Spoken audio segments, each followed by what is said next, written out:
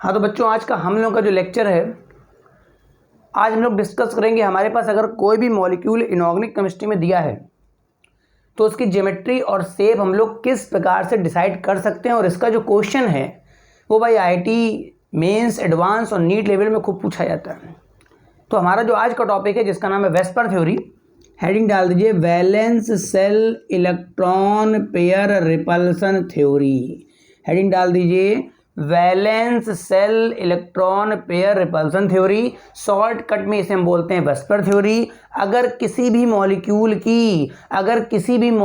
की ज्योमेट्री और शेप को डिसाइड करना है तो इस थ्योरी का काफ़ी इंपॉर्टेंट रोल है। ये वो थ्योरी है जो हमारे पास इनऑर्गेनिक मॉलिक्यूल्स की ज्योमेट्री को डिसाइड करती है। अभी मैं कुछ पॉइंट्स बोलूँगा जो अगर आप लिख लेंगे तो आपके बहुत फायदेमंद रहने वाले हैं, ठीक है ना। आपने हेडिंग डाल दी होगी वेस्पर थ्योरी। हमारा काम क्या है, हमारे जितने आईटी मेंस लेवल के क्वेश्चंस हैं, एडवांस लेवल के जो क्वेश्चंस हैं और मेरे पास जो नीट लेवल के क्वेश्चंस हैं, उनकी आज ज्योमेट्री और शेप को सीख लेना है, ठीक है। तो पहला पॉइंट तो मेरे पास ये बनता है कि ये जो थ्योरी है ये किसी भी मॉलिक्यूल की ज्योमेट्री और शेप को डिसाइड करेगी। मतलब ये पॉइंट लिख सकते हैं, this theory decide symmetry and shape of the molecule. मतलब ये जो थ्योरी है decide geometry and shape of the molecule, ठीक है। प्लस दूसरा पॉइंट ये होता है, ये जो थ्योरी है वो ध्यान रखेंगे कोऑर्डिनेशन कंपाउंड्स के लिए फॉलो नहीं होती है। मतलब ये जो थ्योरी है ये इनऑर्गेनिक केमिस्ट्री के molecules mostly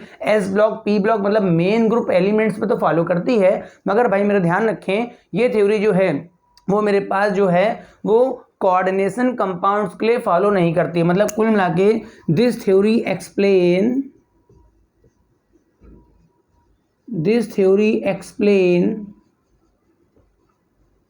geometry and shape of the molecule. पहला पॉइंट तो ये हो गया मेरे पास, this theory explain geometry and shape of the molecule, ठीक है। ये जो थ्योरी है ये कॉम्प्लेक्स कंपाउंड, यानी जैसे अगर आपको K4 एपिसियन के होल्स की ज्योमेट्री बतानी है तो आप इस थ्योरी का इस्तेमाल नहीं करने वाले, ठीक है ना। तो this theory can not applicable for complex compound. This theory can not applicable for complex compound. अगर मेरे पास कहीं पर कोई कॉम्प्लेक्स कंपाउंड है तो आप इस थ्योरी का इस्तेमाल नहीं करेंगे। इसको दिया था सिडविक और पॉवेल ने मिलकर दिया था। मतलब ये जो थ्योरी है, ध्यान रखने वाली बात है, सिडविक और पॉवेल मिलकर दे गए थे, ठीक है। अब मैं डिसाइड करता हूँ, बताता हूँ कि भाई अगर मेरे पास किसी मॉलिक्यूल की ज्योमेट्री या शेप बताना है तो फिर आप कैसे बता पाएंगे। जैसे मान लो मेरे पास कोई एक मॉलिक्यूल है, AB4 टाइप का मॉलिक्यूल है और मुझसे कहा जा रहा है कि भाई ये जो मॉलिक्यूल आपको दिया गया है इसकी आप ज्योमेट्री बता दीजिए और इसका आप शेप बता दीजिए, ठीक है। तो मैं क्या करने वाला हूँ, सबसे पहले अगर आपको ज्योमेट्री बतानी है तो उसके लिए आपको इस सेंट्रल एटम का मतलब ए का आपको हाइब्रिडाइजेशन निकालना पड़ेगा। सेंट्रल एटम का क्या निकालना पड़ेगा, हाइब्रिडाइजेशन। अगर आपको किसी भी मॉलिक्यूल की ज्योमेट्री बतानी है तो सेंट्रल एटम का आपको निकालना पड़ेगा हाइब्रिडाइजेशन। अगर वो हाइब्रिडाइजेशन sp आता है तो ज्योमेट्री लीनियर हो जाती है। अगर वो हाइब्रिडाइजेशन sp2 आता है तो ज्योमेट्री ट्राइगोनल हो जाती है। अगर वो हाइब्रिडाइजेशन sp3 आता है तो ज्योमेट्री टेट्राहेड्रल हो जाती है। अगर मेरे पास sp3d आता है तो वो ट्राइगोनल बाइपिरामिडल हो जाती है। अगर मेरे पास sp3d2 आता है तो वो ज्योमेट्री मेरे पास ऑक्टाहेड्रल हो जाती है। अगर मेरे पास sp3d3 आता है तो पेंटागोनल बाइपिरामिडल हो जाता है। मैं एक बार दोबारा बोलूँगा, अगर आपको किसी भी मॉलिक्यूल की ज्योमेट्री डिसाइड करनी है ना, शेप की बात मैं नहीं कर रहा हूँ, मैं किसकी बात कर रहा हूँ भैया, मेरे ज्योमेट्री डिसाइड करने की बात कर रहा हूँ, तो उसके लिए आपको सेंटर वाले का क्या निकालना पड़ेगा, हाइब्रिडाइजेशन। अगर वो sp आता है तो वो लीनियर हो जाएगा ज्योमेट्री, अगर sp2 आता है तो ट्राइगोनल शेप हो जाएगा, अगर sp3 आता है तो टेट्राहेड्रल हो जाएगा, अगर sp3d आता है तो ट्राइगोनल बाइपिरामिडल हो जाएगा, अगर sp3d2 आता है तो octahedral, otherwise pentagonal bipyramidal. Note करते जाइए फटाफट, ठीक बन गया होगा। हाँ, अगर आपको इसका शेप डिसाइड करना है, ठीक है, अगर आपको इस मॉलिक्यूल का शेप डिसाइड करना है तो उसके लिए आपको क्या करना पड़ेगा, इस सेंटर वाले पे bond pair plus lone pair calculate करने पड़ेंगे, ठीक है। कुल मिला के जो शेप है वो डिसाइड करता है कितने इस पे बॉन्ड पेयर हैं, कितने बॉन्ड बने, मोस्टली सिग्मा बॉन्ड्स, और कितने इसके पास लोन पेयर है, ठीक है ना। बिल्कुल मिला के फिर सुनिए, अगर आपको शेप बताना है तो शेप को निकालने के लिए आपको बताना पड़ेगा इसके पास कितने बॉन्ड पेयर हैं और कितने क्या लोन पेयर है, ठीक। नोट करते जाइए फटाफट, ठीक। इस बात का ध्यान रखें, चाहे तो आप लिख लीजिए कि मेरे पास हाइब्रिडाइजेशन से ज्योमेट्री डिसाइड होती है और मेरे पास बॉन्ड पेयर और लोन पेयर पता होने से क्या डिसाइड होता है, शेप, ठीक है।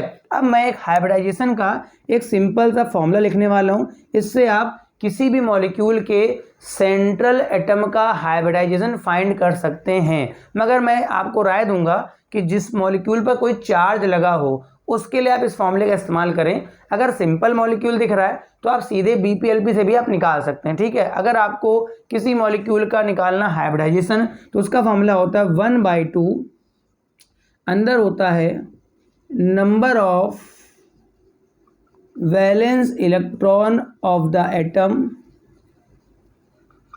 Plus number of monovalent atom minus positive charge plus negative charge. ये मेरे पास फॉर्मूला है, जरा समझ लेते हैं कैसे लगेगा।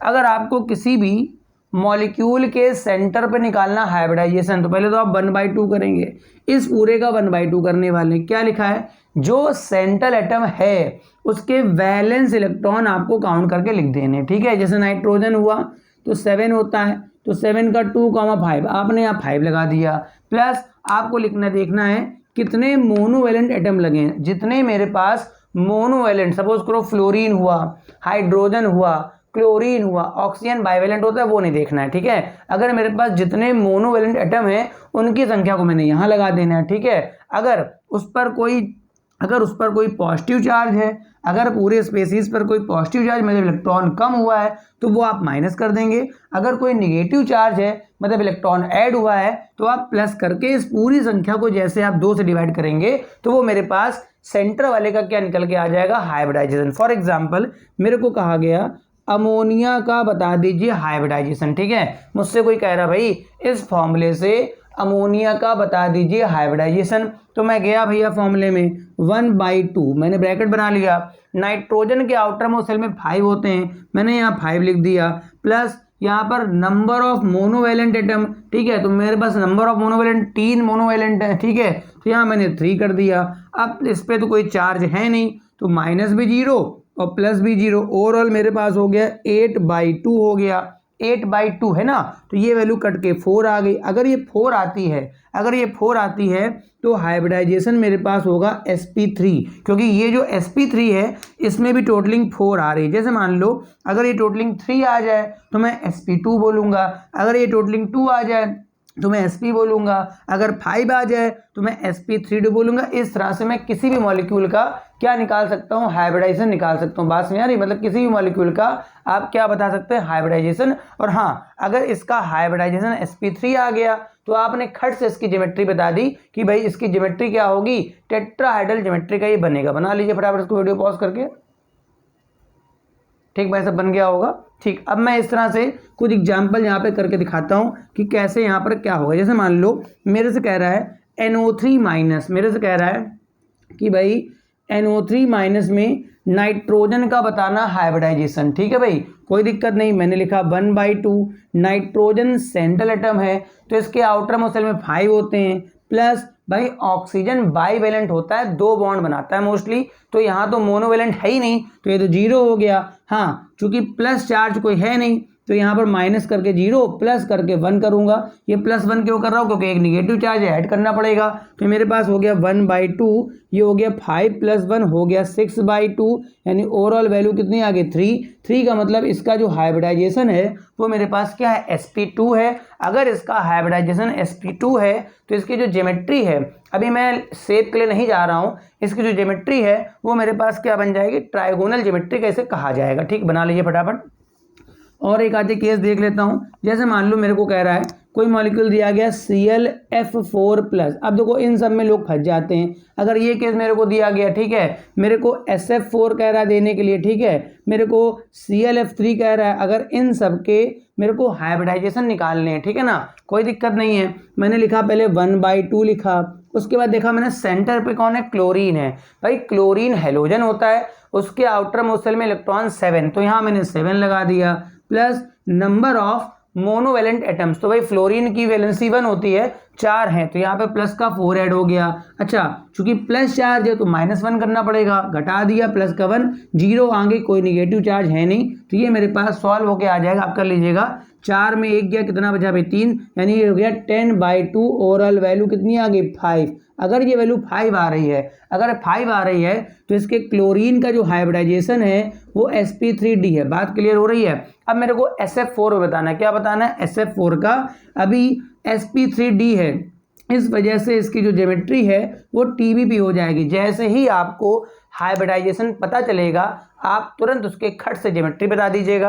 अगर मेरे पास sp है तो मैं लीनियर बोलता हूँ, sp2 है तो ट्राइगोनल बोलता हूँ, sp3 में ज्योमेट्री टेट्राहेड्रल। अभी मैं ज्योमेट्री की बात कर रहा हूँ, शेप के लिए मेरे को bond pair plus lone pair दोनों पता होंगे तो मैं बता पाऊंगा, ठीक है ना। अब SF4 में निकालना है तो 1/2 तो यही हो गया। सल्फर के आउटर मोस्ट शेल में इलेक्ट्रॉन कितने होते हैं बेटा? 6 होते हैं ना, 6 लगा दिया, प्लस आपका देखिए फ्लोरीन 4 है तो 4 हो जाएगा, प्लस चार्ज वार्ज तो कोई है नहीं तो +0, जो भी आगे 0 हो जाएगा, तो ये भी 10/2 आ गया।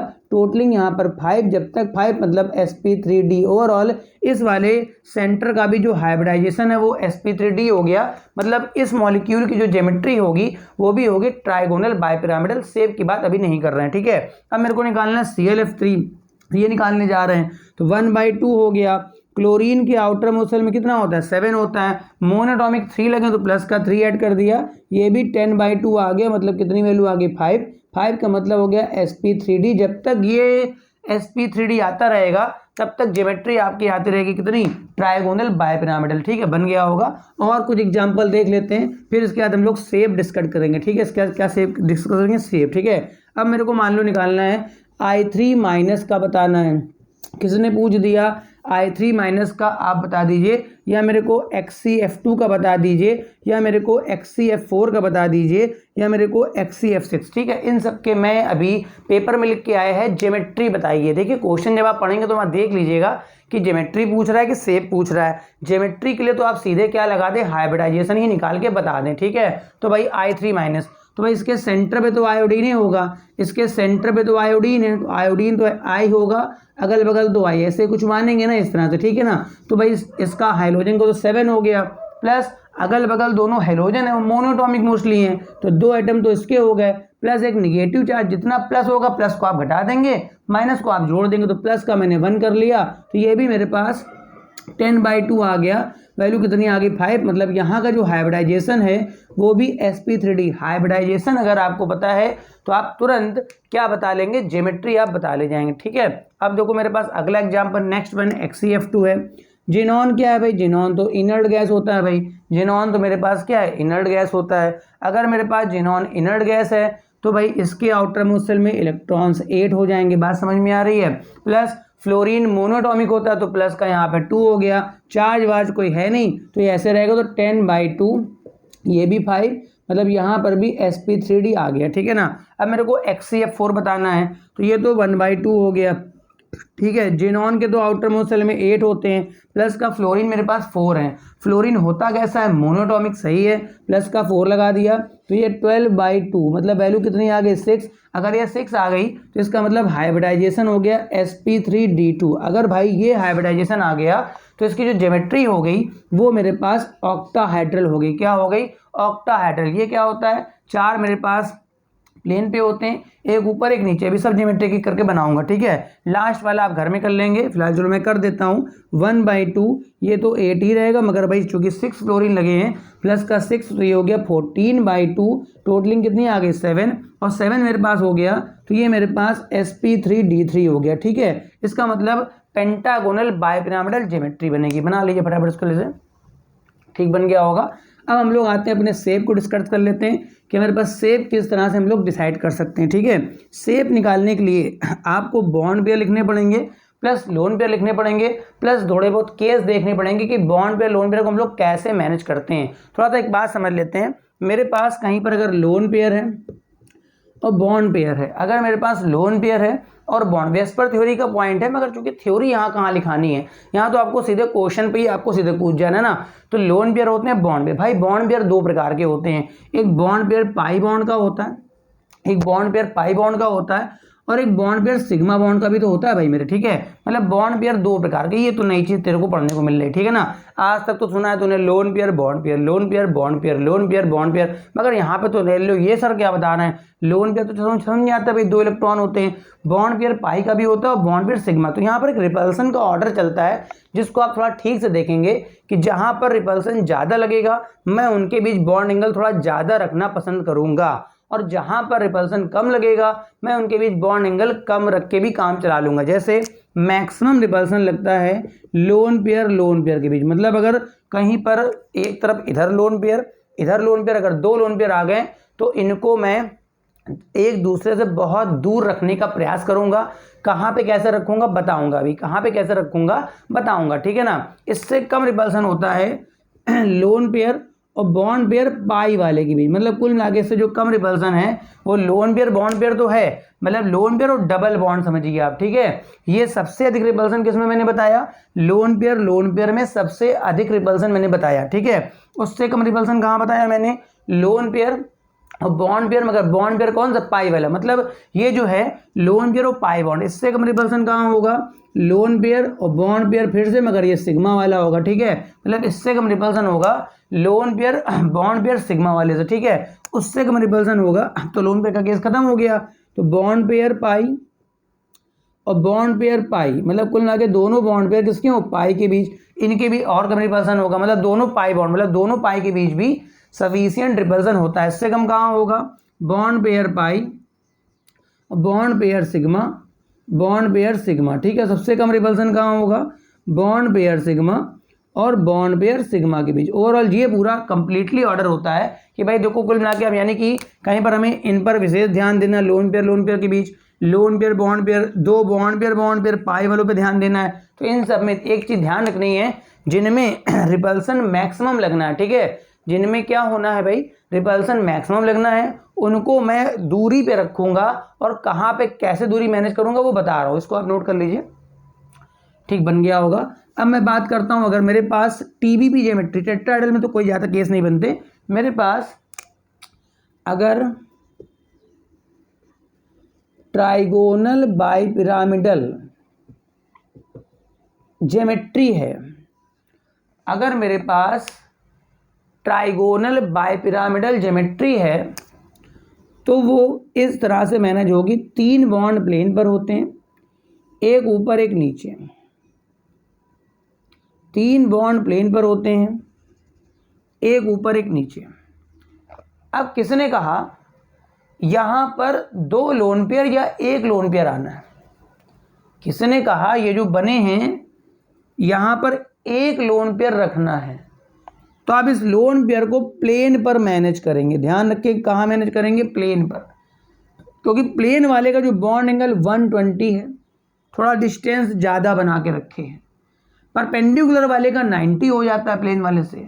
मतलब अगर टीबीपी ज्योमेट्री चल रही है, अगर आपकी टीबीपी ज्योमेट्री है और उसमें कहीं 1 लोन पेयर आने वाला है तो आप इसे प्लेन पर रखें। मोस्टली हम लोग यहाँ रखते हैं, आप रख कहीं भी सकते हैं, मगर मोस्टली यहाँ। अगर इसी में कहा गया 2 लोन पेयर मैनेज करने हैं, अगर इसमें कहा गया 2 लोन पेयर मैनेज करने हैं, तो चूंकि प्लेन वाले का एंगल 120 का बनता है तो मैं दोनों लोन पेयर को प्लेन पर ही मैनेज करूंगा, ऊपर नीचे की कोई यहाँ व्यवस्था नहीं है, क्योंकि यहाँ पर बॉन्ड एंगल 120 का बना हुआ है। अगर ऊपर नीचे रखोगे तो बाकी से वो 90 कर लेगा, तो इस वजह से इनको ऐसे रखना। अगर यहाँ 3 लोन पेयर भी आते हैं, अगर यहाँ 3 लोन पेयर भी आते हैं तो रिपल्सन कम रखने के लिए, मैंने कहा लोन पेयर बहुत रिपल करते हैं, तो इन तीनों को मैं 120 के एंगल पे छोड़ दूंगा, तो इस स्थिति में रिपल्सन कम लगेगा। फिर मैं इसका शेप डिसाइड करूंगा। मतलब अगर इसके पास टीबीबी ज्योमेट्री में लोन पेयर मैनेज करने हैं तो भाई मेरे पास आप प्लेन पर ही लगाएंगे, क्योंकि देखो प्लेन के परपेंडिकुलर वाले का एंगल तो 90 होगा, मगर प्लेन वाले का एंगल कितना होगा 120, तो मैक्सिमम एंगल 120 पर रखिएगा।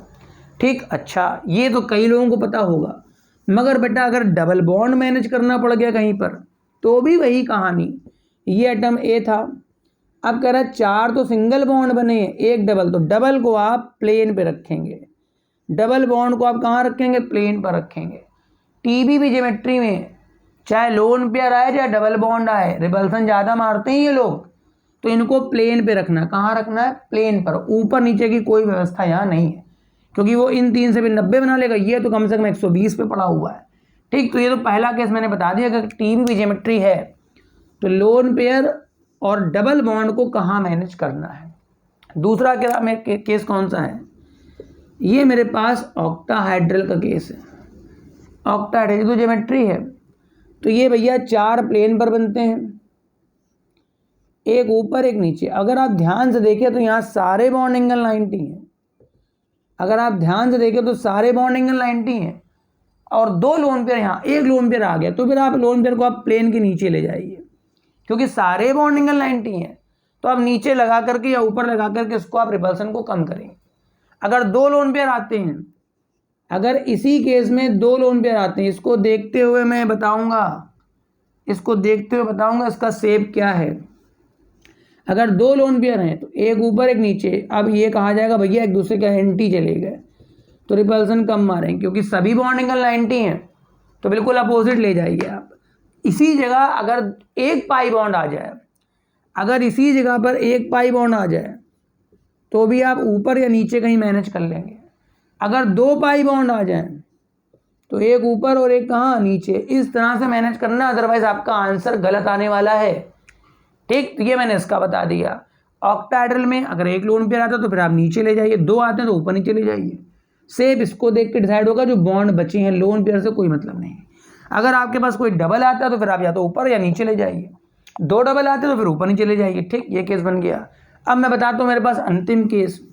अगर मेरे पास पेंटागोनल बाइपिरामिडल आ जाता है, अगर मेरे पास पेंटागोनल बाइपिरामिडल आ जाता है, ठीक, कौन सा आता है, पेंटागोनल बाइपिरामिडल। इसमें क्या होता है, इसमें मेरे पास रहता है कि आपका जो प्लेन है उस पर तो 7 मैनेज होते हैं, 5 मैनेज होते हैं, 5 प्लेन पर मैनेज होते हैं, 5, और एक ऊपर एक नीचे, एक ऊपर एक नीचे। अब अगर यहाँ एक लोन पेयर आ गया, चूंकि ये वाला बॉन्ड एंगल 72 डिग्री का होता है, तो प्लेन पे तो बड़ा खचपच मची है। इस केस में लोन पेयर भी आप नीचे ले जाएंगे। अगर एक लोन पेयर तो आप नीचे ले जाएंगे, ठीक है भाई, अगर एक लोन पेयर तो आप नीचे ले जाएंगे। अगर 2 लोन पेयर तो भैया ऊपर नीचे ले जाओ, क्योंकि प्लेन पे तो कुछ रखना ही नहीं है, क्योंकि प्लेन पे तो ऑलरेडी बहुत कंजेस्टेड है, 5 एटम्स ऑलरेडी हैं। डबल बॉन्ड होगा तो भी वही ऊपर नीचे, मतलब अगर पीबीबी ज्योमेट्री है तो भी आप यही केस बनाने वाले हैं। ठीक, अब मैं अपने कुछ एग्जाम्पल डिसाइड करता हूँ किसमें क्या शेप बनने वाला है, वो बताने वाला हूँ। ठीक, अब सुनिए मेरी बात। जैसे मान लो मेरे को एक मॉलिक्यूल दिया गया, हाँ, हाइब्रिडाइजेशन निकालने का एक और सिंपल फॉर्मूला है, जिसका फॉर्मूला है bond pair plus lone pair. इसको देख के मैं बताता हूँ हाइब्रिडाइजेशन।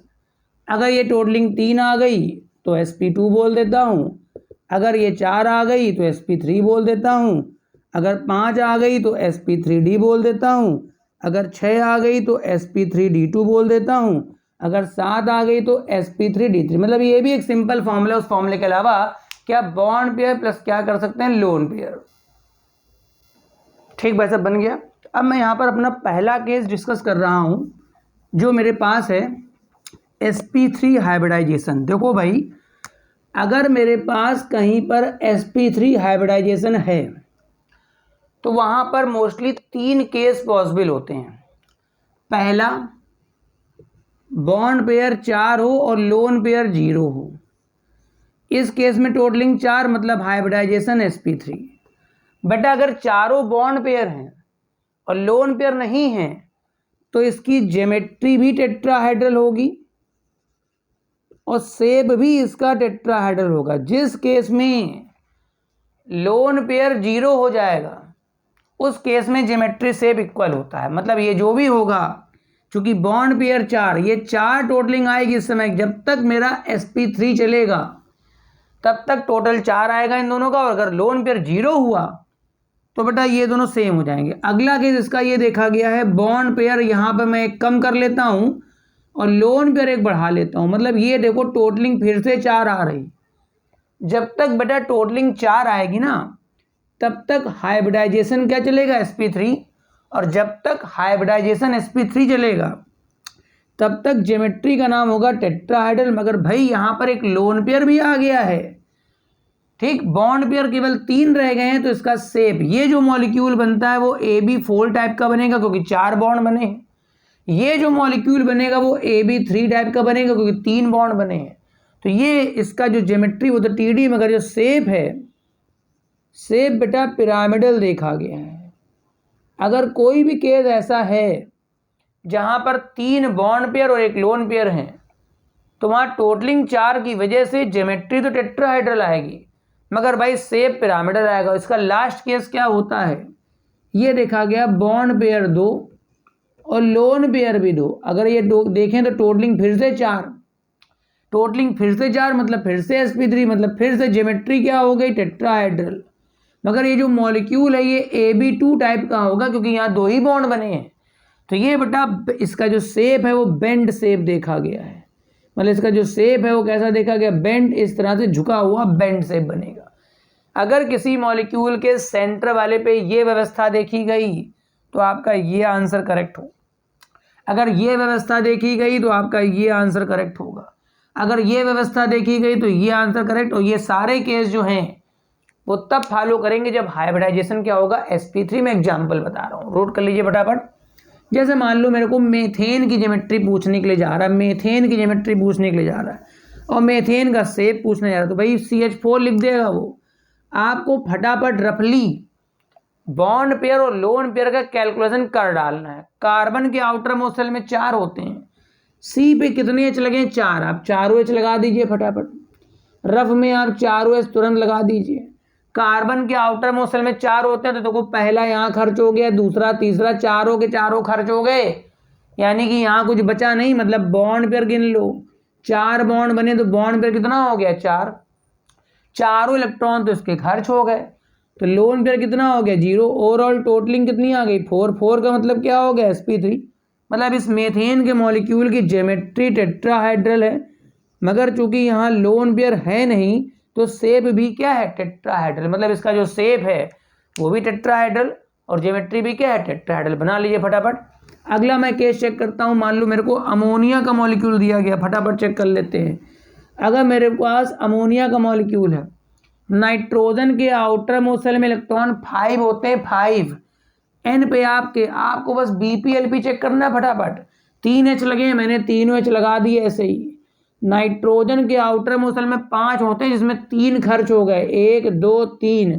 भाई मेरे 5 में 3 खर्च हो गए तो 2 बच गए ना, 2 का मतलब एक लोन पेयर ना। तो बॉन्ड पेयर यहाँ कितने हैं, 3, लोन पेयर कितना है, 1, टोटलिंग कितनी है, 4, हाइब्रिडाइजेशन क्या है, sp3, ज्योमेट्री का नाम क्या है, टेट्राहेड्रल, मगर जो शेप है वो पिरामिडल शेप बनेगा। अपना सेकंड केस देखिए जा करके, अपना कौन सा केस देखिए, सेकंड केस। इसमें जहां पर 3 बॉन्ड पेयर एक लोन पेयर आते हैं वहां शेप क्या होता है, पिरामिडल। बना लीजिए फटाफट जल्दी से। अगला मैं एग्जाम्पल चेक कर रहा हूँ अपना वाटर का मॉलिक्यूल। अगला मैं चेक कर रहा हूँ वाटर मॉलिक्यूल। तो वाटर मेरे पास OH2 होता है, ऑक्सीजन के आउटर मोस्ट शेल में 6 होते हैं, O पे मेरे पास 2 H लगे, मैंने दोनों H लगा दिए। आउटर मोस्ट शेल में कितने हैं, 6, 6 में 2 खर्च हो गए यहाँ। अगर भाई मेरे 2 खर्च हो गए तो 4 बच गए, तो 2 यहाँ 2 यहाँ। इसके बॉन्ड पेयर मेरे 2 हो गए, लोन पेयर भी मेरे 2 हो गए, टोटलिंग मेरे पास कितनी हो गई, 4 हो गई। जब तक टोटलिंग 4, जब तक sp3। इसकी ज्योमेट्री क्या हो गई, टेट्राहेड्रल, मगर जो शेप है वो बेटा बेंड शेप का हो गया। कैसा शेप हो गया? बेंड, मतलब वाटर ऐसे बनता होगा बेंड शेप का। बात समझ में आ रही?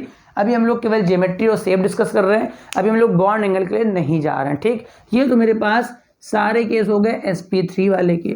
अब मैं भैया अपने sp3d वाले के सारे केस बताता हूँ। sp3d वाले के 4 केस मोस्टली पूछे जाते हैं। अगर मेरे पास sp3d भाई टोटलिंग 5 आनी है, तो पहला केस क्या हो सकता है? Bond pair 5, lone pair 0। Totalling तो 5 आ गई, जब तक 5 आएगा तब तक ये रहेगा। इस केस में मॉलिक्यूल जो होगा वो AB5 टाइप का होगा। 5 ऐसे अरेंज होता है, 1 2 3 4 5। एक भी यहाँ लगेगा, एक भी यहाँ, एक भी यहाँ, एक भी यहाँ, इस तरह से मैनेज होगा। चूँकि यहाँ पर लोन पेयर है नहीं, इस वजह से इसकी ज्योमेट्री का नाम तो TBP हो गया। ज्योमेट्री का नाम क्या हो गया? TBP। और जो लोन पेयर है नहीं तो शेप भी इसका क्या हो जाएगा? TBP। दोनों TBP रहेंगे भैया मेरे, ज्योमेट्री भी TBP और शेप भी TBP। अगला केस इसका क्या बन सकता है? यहाँ 2 केस बता रहा हूँ, बाकी तो अगले में बताऊंगा। तो बॉन्ड पेयर मैंने एक कम कर लिया, बॉन्ड पेयर 5 थे, यहाँ मैंने 4 कर लिया। तो लोन पेयर मैंने एक बढ़ा लिया, जब बढ़ा लिया तो टोटलिंग फिर से मगर 5 ही है।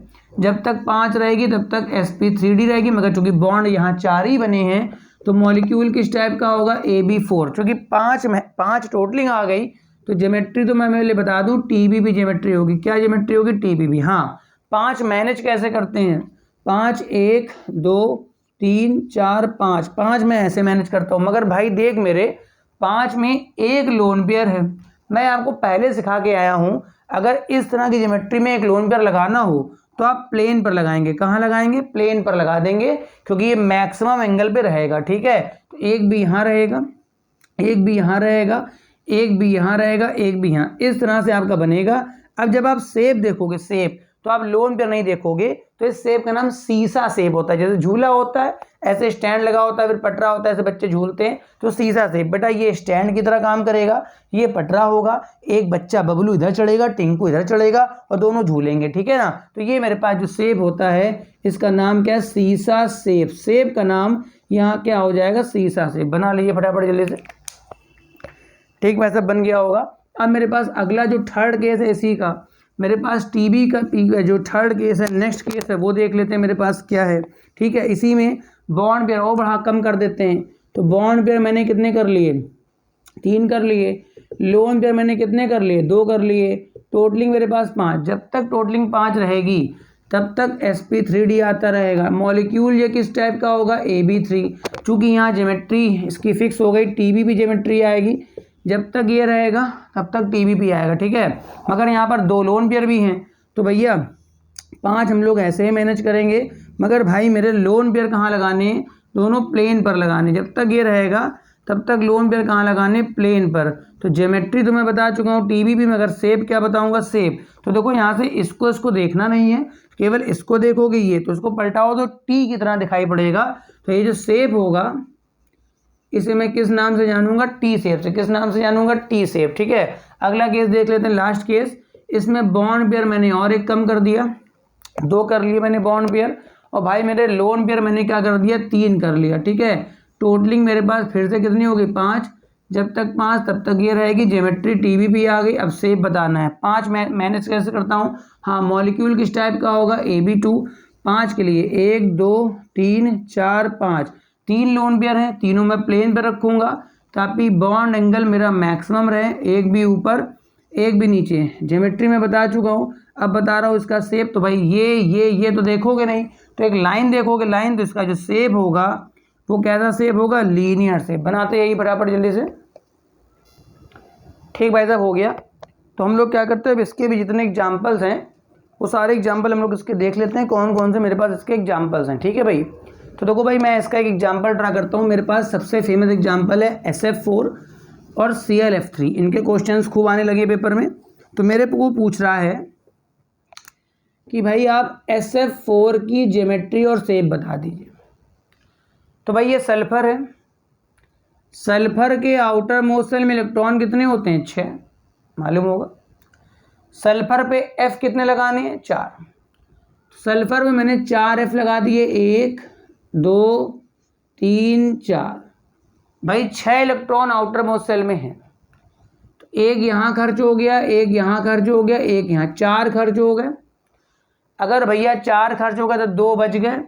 मेरा मेन काम होता है सेंटर वाले पे बॉन्ड पेयर, और सेंटर वाले पे क्या गिन लेना है, लोन पेयर। तो भाई बॉन्ड पेयर तो 4 आ रहे हैं, 1 2 3 4, तो ये तो मेरे पास 4 हो गया। लोन पेयर 1 आ रहा तो ये 1 हो गया। टोटलिंग मेरे पास कितनी हो गई, 5। जब तक ये टोटलिंग 5 रहेगी तब तक sp3d रहेगा, और इसकी ज्योमेट्री फिक्स हो जाएगी TBP ज्योमेट्री। क्या ज्योमेट्री फिक्स हो गई, TBP।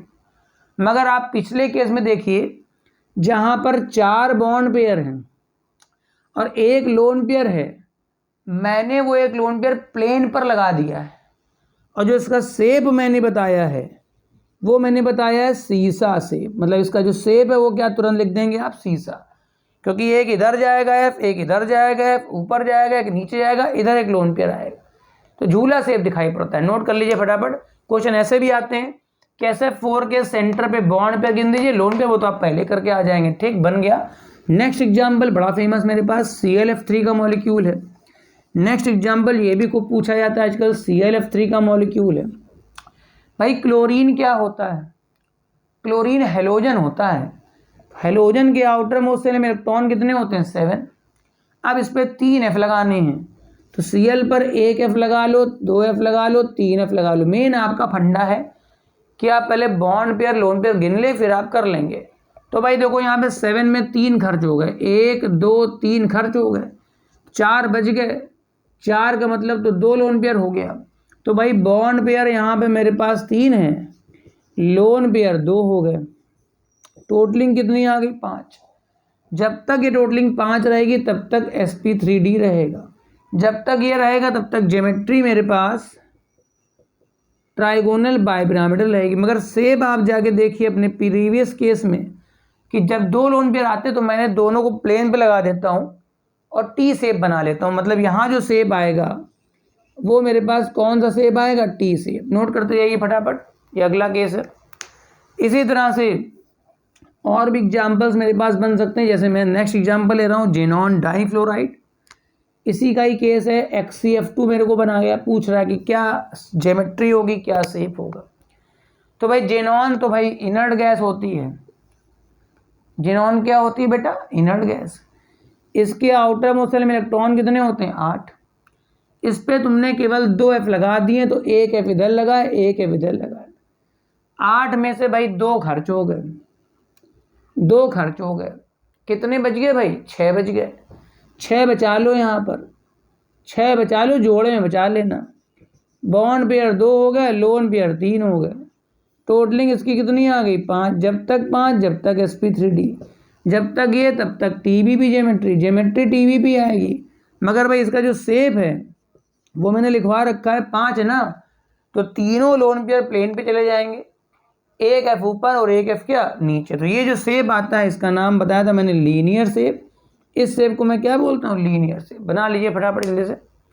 अब मैं अपना जो नेक्स्ट एग्जाम्पल लेता हूँ, आखिरी है, वो मेरे पास ऑक्टाहेड्रल वाले का देख लेते हैं। उसमें 1-2 केस हैं, उसको देख लेते हैं।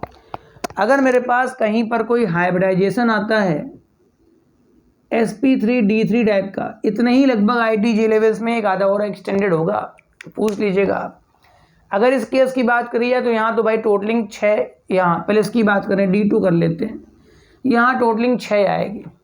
इसका मतलब पहला केस क्या बनेगा, बॉन्ड पेयर 6 हो गए, लोन पेयर 0 कर लिया, तो यहाँ पर टोटलिंग 6। जब तक टोटलिंग 6 तब तक ये हाइब्रिडाइजेशन, और जब तक ये हाइब्रिडाइजेशन आएगा तब तक ज्योमेट्री मेरी फिक्स हो गई।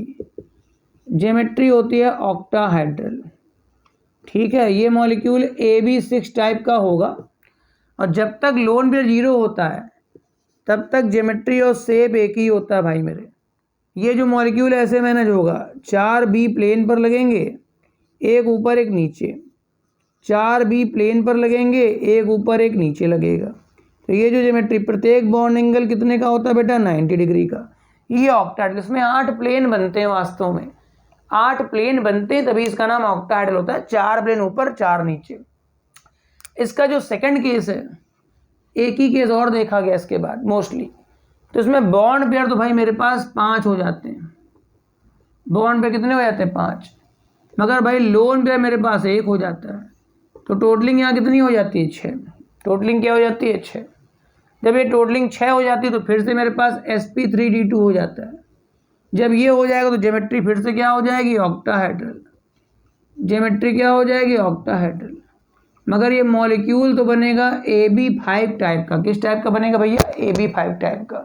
ठीक, ये मॉलिक्यूल किस टाइप का, भाई बड़ा मोबाइल डिस्टर्ब हो गया, चलो सही कर लेते हैं। ये मॉलिक्यूल किस टाइप का हो गया, AB5 टाइप का। तो ये हो गया। अब इस केस में मेरे पास देखो यहाँ पर क्या है, 6 अरेंज करने हैं। तो 1 2 3 4 5 6, भाई मेरे एक लोन पेयर है। मैंने आपसे कहा था कि इस केस में लोन पेयर नीचे लगा देना, मैंने आपसे कहा था इस केस में लोन पेयर नीचे लगा देना, बाकी 5 बॉन्ड ऐसे मैनेज कर लेना। तो इसका भी कुछ नाम पड़ेगा। ठीक, इसका नाम मेरे पास होता है स्क्वायर पिरामिड। जो शेप होता है शेप, इसका शेप का नाम है स्क्वायर पिरामिड। देखो क्यों नाम इसका धरा गया, आप देखिए एक स्क्वायर बना हुआ है, इससे तो कोई मतलब नहीं है, इससे तो कोई मतलब नहीं है। एक स्क्वायर बना हुआ है और एक पिरामिड ऊपर बन जाएगा तो इसका जो शेप है वो क्या होता है, स्क्वायर पिरामिड। मगर भाई ये केस तभी आप बोलेंगे जब मेरे पास बॉन्ड पेयर 5 हो और लोन पेयर कितना हो, 1 हो। ठीक है, आप बोर्ड पे कंसिडर करें, अगल बगल दीवारों पे कंसिडर मत करें। ठीक, वो तो चलता ही रहता है, हो जाता है कभी कभी। ठीक, तो यहाँ पर आपका बॉन्ड पेयर 5 है और लोन पेयर 1 में आपका शेप बनेगा स्क्वायर पिरामिड और ज्योमेट्री बनेगी ऑक्टाहेड्रल। एक अंतिम केस इसका और देख लेते हैं बस, उसके बाद इसके एग्जाम्पल बता के फिनिश करते हैं। उम्मीद है कि आप कहीं ना कहीं अब ज्योमेट्री और शेप और बीपी एलपी और हाइब्रिडाइजेशन सब बता पाएंगे। लास्ट केस, इसका लास्ट केस देखो बेटा, sp3d2 वाला केस है। ठीक है, इस केस में क्या होगा, देखो भाई इस केस में बॉन्ड पेयर मेरे पास कम कर लिए, कितने कर लिए मैंने, 4 कर लिए, लोन पेयर मैंने 2 कर लिए, टोटलिंग यहाँ कितनी हो गई 6। जब तक टोटलिंग 6 रहेगी तब तक तो यही रहेगा और ज्योमेट्री का नाम आता रहेगा ऑक्टाहेड्रल। मगर भाई आपकी बॉन्ड तो केवल 4 ही मैनेज करने हैं, तो बॉन्ड 4 हैं तो मॉलिक्यूल AB4 टाइप का होगा, 2 लोन पेयर सेट करने हैं। 6 को मैनेज करने का तरीका 1 2 3 4 5 6, चूँकि इस केस में मैंने कहा था लोन पेयर को अगर आपको दूर रखना है तो एक ऊपर लगाओगे एक नीचे लगाओगे, बताओ सही है, इस तरह लगा देना है। और चारों भी आप प्लेन पर लगा देंगे तो इसका जो शेप होगा उसका नाम होता है स्क्वायर प्लेनर शेप। क्या नाम होता है, स्क्वायर प्लेनर। एक स्क्वायर बना हुआ है, लोन पेयर नहीं देखे जाते हैं शेप बताते समय, शेप बताते समय केवल क्या देखे जाते हैं, बॉन्ड पेयर। ठीक है, तो एक स्क्वायर बना हुआ है जो प्लेन पर है, इससे कोई मतलब नहीं और इससे भी कोई मतलब नहीं है। बना लीजिए फटाफट जल्दी से इसको। ठीक भाई, बन गया। कभी कभी बैच के बीच में ट्रेजेडी हो जाती है तो आप उसको ना ले दिल पे, आप अपने लेक्चर पे कंसंट्रेट करें। ठीक है, अब देखें भाई मेरे पास एक एग्जांपल ले रहा हूँ मैं, मेरे पास एक एग्जांपल बताता हूँ। मेरे पास एग्जांपल है BrF5 का पूछा जाता है, एक मेरे पास XCF4 का भी पूछा जाता है। ठीक है ना, फिर जो नेक्स्ट लेक्चर आएगा उसमें हम लोग डिस्कस करेंगे बॉन्ड एंगल को लेकर के कि भाई बॉन्ड एंगल किस तरह से वैरी करता है। ठीक है, इसको देख लेते हैं। ब्रोमीन मेरे पास क्या होता है, हेलोजन होता है और हेलोजन के आउटर मोशन में कितने होते हैं, 7 इलेक्ट्रॉन्स होते हैं। ठीक है, अब इसमें 5 ठो F लगाने हैं, पहला F, दूसरा F, तीसरा F, चौथा F, पांचवा F। 5 F लग गए तो एक यहाँ खर्च हो गया, 2 3 4 5 खर्च हो गए। हेलोजन के 5 तो यहीं खर्च हो गए तो भाई एक यहाँ बच गया। ठीक है ना, 7 होते हैं ना, तो बेटा बॉन्ड पेयर गिन लीजिए, इसके बॉन्ड पेयर 5 आ गए, लोन पेयर तो बेटा 1 हो गया, टोटलिंग कर दी तो मेरे पास 6। जब तक टोटलिंग 6 आएगी तब तक यहाँ पर sp3 और d2 आएगा, मतलब ज्योमेट्री तो इसकी हो गई ऑक्टाहेड्रल। ज्योमेट्री क्या हो गई, ऑक्टाहेड्रल। मगर भाई चूंकि एक ही लोन पेयर है तो 6 मैनेज करने का तरीका क्या था, 4 प्लेन पर, एक ऊपर एक नीचे, तो लोन पेयर मैं नीचे ले जाऊंगा तो एक स्क्वायर बना होगा, 4 ब्रोमीन से, एक ब्रोमीन ऊपर होगा, तो इसकी ज्योमेट्री, इसका जो शेप होगा, इसका जो शेप होगा वो होगा स्क्वायर पिरामिड। क्या शेप होगा, स्क्वायर पिरामिड शेप होगा। ठीक है, अब मेरे पास लास्ट एग्जांपल बचा XCF4। जिनॉन क्या होता है बेटा, जिनॉन तो इनर्ट गैस होती है, उसके आउटर मोशन में कितने होते हैं, 8। तो जिनॉन पे मेरे को 4 F लगाने, कितने F लगाने, मेरे पास 4 F लगाने, लगा दिए भाई मैंने 4 F। इलेक्ट्रॉन 8 है तो भाई 4 तो मैंने यहाँ खर्च कर दिए, 4 मैंने यहाँ खर्च कर दिए, कितने बच गए? 4 बच गए। 4 का मतलब 2 लोन पेयर हो गया। आप इसके बॉन्ड पेयर गिनेंगे तो 4 आएगा, आप लोन पेयर गिनेंगे तो 2 आएगा। टोटलिंग कितनी हो गई? 6। जब तक टोटलिंग 6, जब तक sp3d2, मतलब ज्योमेट्री तो उसकी हो गई ऑक्टाहेड्रल। मगर भैया ये मैंने कैसे बताया था कि जब 6 प्लेन पे हैं जिसमें 2 लोन पेयर हैं तो 4 आपके फ्लोरीन तो प्लेन पे आ जाएंगे, 4 आपके फ्लोरीन प्लेन पे आ जाएंगे, मगर एक लोन पेयर ऊपर चला जाएगा और एक लोन पेयर नीचे आ जाएगा। तो इसका जो शेप होगा स्क्वायर प्लेनर शेप बताया था मैंने। क्या बताया था? Square planar shape. तो इस तरह से आप चाहें तो अपना sp3 से लेकर के sp3d3 तक जितने भी केस हैं आप सारे सॉल्व कर सकते हैं। अगर आपको ज्योमेट्री देखनी है तो आप हाइब्रिडाइजेशन की हेल्प लेंगे, और अगर आपको शेप देखना है तो बॉन्ड पेयर लोन पेयर दोनों मिलकर डिस्कस करते हैं। हाँ, लोन पेयर फाइनली लास्ट में नहीं देखते हैं, केवल बॉन्ड पेयर से ही हम लोग शेप डिसाइड करते हैं। उम्मीद है यहाँ तक की बात क्लियर हो गई होगी। इसका जो नेक्स्ट लेक्चर होगा वो बॉन्ड एंगल को लेकर के होगा और उसमें थोड़ा बहुत ड्रैगो एलिमेंट्स के बारे में भी बात करी जाएगी। Thank you watching for the lecture.